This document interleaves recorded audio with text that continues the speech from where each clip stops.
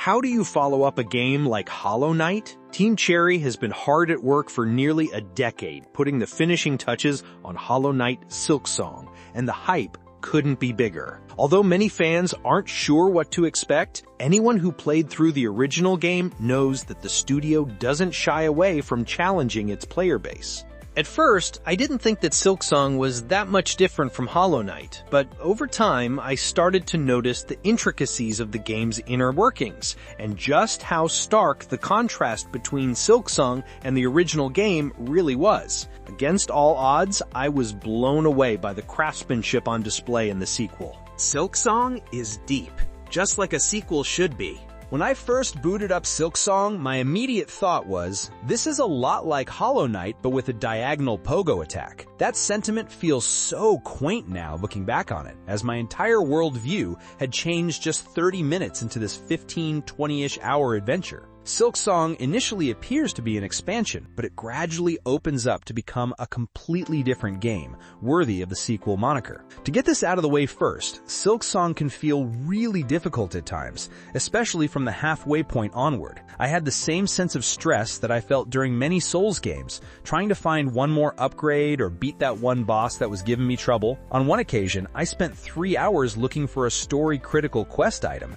unsure if I'd ever find it. Silksong is a highly customizable experience. That said, I would recommend going through Silksong without guides if you can help it. Navigation is generally more manageable than the original Hollow Knight, as the new protagonist Hornet has access to an array of locomotion mechanics that put the original protagonist to shame. She can float downward slowly, utilize her various pogo abilities to traverse platforming challenges, and call upon a seemingly endless array of tools to change how she approaches any given situation. Once I started unlocking crests, I began to really get what Team Cherry was going for here. Silksong is a highly customizable experience, filled with deep combat, beautiful and haunting vistas, and lots of mechanical puzzles. Every single person I talked to about the game after finishing it had a different favorite loadout. That's a great sign. The story is significantly more engaging this time around, as Hornet is a more prominent participant in the festivities, complete with a more striking design that has already inspired numerous pieces of fan art.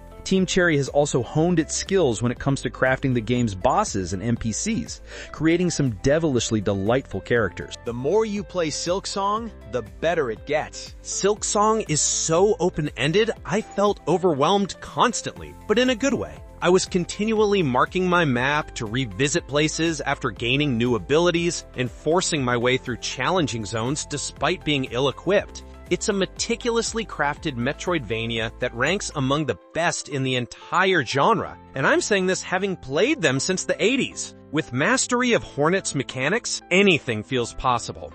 It's not just the Metroidvania aspects that are masterfully done either. Combat, particularly against some of the smaller enemies that are around the size of Hornet, is among some of the best I've ever clashed with in a 2D platformer. I loved cutting my teeth on some of the more intense encounters, picking up their patterns and learning how to counter every one of their moves. The thing is, with mastery of Hornet's mechanics and enough time spent studying the boss, anything feels possible. More than many other genre staples, I felt like I had complete control of Hornet and everything she did, and that amount of power is thrilling. Every 30 minutes or so, I would earn a new tool, another crest, an ability, or an upgrade, keeping progression fresh. Here's a key upgrade from the original Hollow Knight. Areas generally feel more densely packed and less meandering. Getting from place to place is much quicker and more fun, not just because of how Hornet works, but due to years of hindsight regarding tight level design. Expect some roadblocks depending on your experience. One issue that might be a hang-up for others is the extreme amount of 2 mask damage, which essentially means that many enemies will slice off 2 bars of health per hit. In the original game, 2 mask damage was more sparing and reserved for the tougher encounters. At some point in Silksong, it felt like most major enemies were doing 2 masks worth of damage. This feels like a deliberate design choice, and although I predict it will be very polarizing, it's something that you can eventually get used to if you learn the enemy mechanics piece by piece. Despite its divisive nature, I love this approach because it makes normal combat more engaging if regular enemies are also potential threats. In other words, traversal doesn't feel like just going through the motions.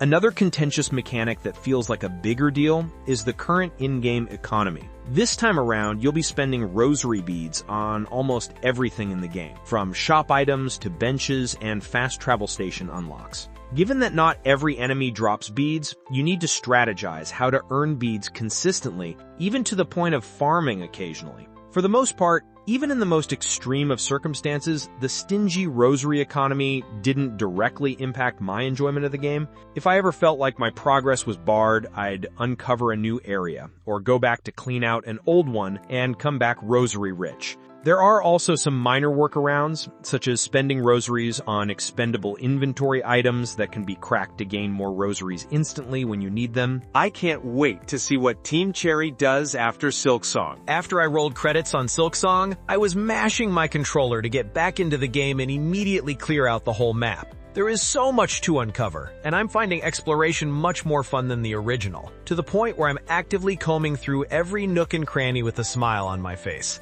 Some of the game's toughest challenges lie in wait through optional encounters, making the experience all the more thrilling. Plus, every time I come across a new tool or crest, it could potentially open up a brand new playstyle that might end up becoming my favorite way to play. In other words, Silksong is the purest form of a Metroidvania I've played in years. Even after finishing the standard ending, I feel like I have so much more to do, like there's an entire game left I need to finish. That's precisely what you want out of a game like this, and there's a reason why people gravitated toward the original Hollow Knight, especially after it had a bunch of quality-of-life updates under its belt. Hollow Knight Silksong has a long road ahead of it, and I'm ready to follow it on its entire journey. Whether that includes a swath of free updates just like the original game, or potential DLC, I'll be there. In fact, I'm still there, slowly chipping away at 100% completion rate. I won't be putting this one down for weeks.